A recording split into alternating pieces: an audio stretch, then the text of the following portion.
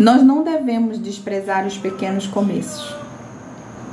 Pequenos começos vão nos dar suporte para que a gente realize grandes coisas e possa assim alcançar resultados. Gosto muito de ver o pequeno começo de Pedro, quando ele estava lá, na vida dele de pescador, e de repente ele encontra o Senhor. E esse encontro, ele começa, e muitas vezes, dentro do processo de transformação, dentro do processo da experiência de Pedro, a gente observa muitos comportamentos disfuncionais. A gente observa alguns comportamentos que, na realidade, são comportamentos que ele demonstram claramente a estrutura de Pedro, a estrutura emocional de Pedro, uma estrutura psíquica ainda não transformada, uma estrutura espiritual que precisava ser refinada. Então, quando a gente começa a olhar esse Pedro que já agora segue o Senhor, que está diante do Senhor, que tem uma caminhada com Deus, a gente começa a perceber a transformação ao longo do tempo que Pedro vai sofrendo. De acordo com essa caminhada, Pedro, ele passa por um processo de transformação. E já num outro momento da vida de Pedro, nós podemos ver Pedro já pregando para uma multidão, falando ousadamente na autoridade do Espírito Santo de Deus, pregando e levando a palavra com uma ousadia admirável, onde num único discurso, mais de 3.000 almas começam a reconhecer o Senhor e são tocadas profundamente pelo Senhor. Por que a gente começou esse momento refletindo pelos pequenos começos? Porque às vezes nós queremos um público alto, porque às vezes nós queremos muitas almas, nós queremos um auditório cheio de pessoas, nós queremos igrejas lotadas, nós queremos ser referência em alguma área ou algum contexto, mas na maior parte das vezes nós ainda estamos nos pequenos começos. Nós não temos a experiência necessária para ter o resultado, um grande resultado, mas a gente quer, porque a gente vive um momento muito fast food. Eu já quero para ontem, eu já quero ter. A unção não se compra. A unção, ela acontece pelo teu processo de transformação em Deus. A unção, ela acontece a partir da tua caminhada na presença de Deus. Pedro, ele aproveitou o pequeno começo, quando ele ainda era aquele homem que nada sabia, mas ele se dispôs a estar na presença do Senhor e disse: eu quero isso para mim, eu vou aprender. Em todo o tempo do ministério de Jesus, ele estava lá, admirando, aprendendo, errando. E às vezes no nosso processo a gente não quer errar.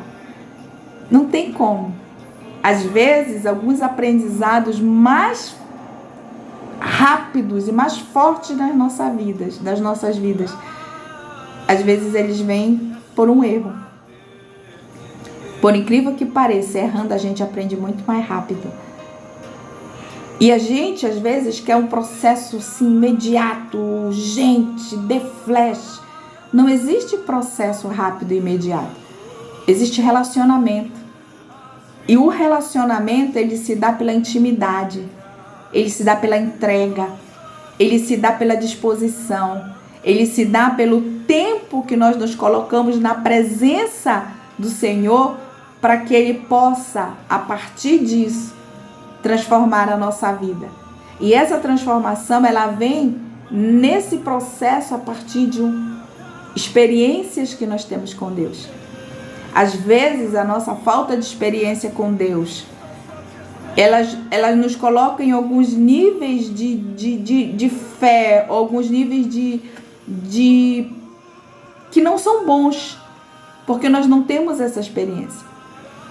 Obviamente que a gente precisa ter a palavra.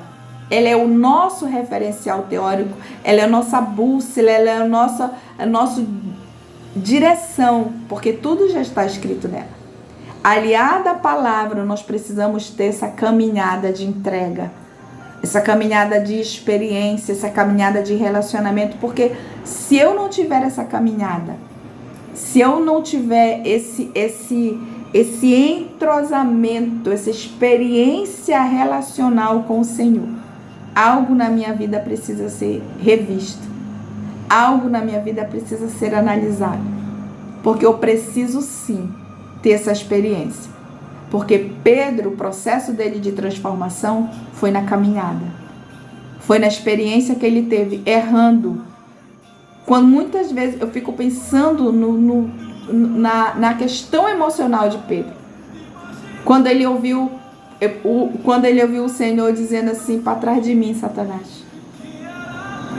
Obviamente que a gente sabe que o Senhor estava falando com o inimigo, que às vezes estava rondando próximo e acha uma brecha para tentar fazer com que a gente não cumpra o propósito do Senhor, e às vezes a gente, de uma forma equivocada, acha que aquilo é real. Mas estava lá Pedro ouvindo isso do Senhor, e a gente não vê Pedro recuando. Quantos de nós temos recuado por tão poucas coisas? Quantos de nós temos desistido por coisas mínimas? Quantos de nós temos desistido por nada? Quantos de nós temos desistido e temos recuado? Agora imagina se você tivesse ouvido da boca do próprio Jesus isso: para trás de mim, Satanás. Imagina. Tenta imaginar aí como seria a tua reação. É muita entrega.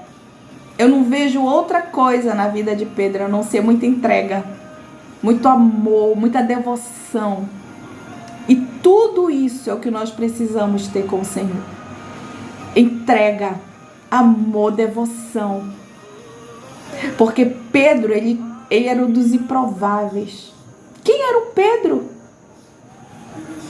Ele nem era um doutor da lei. Ele era um simples pecador. Deus, ele vem para resgatar os improváveis. Talvez você seja um dos improváveis na tua casa.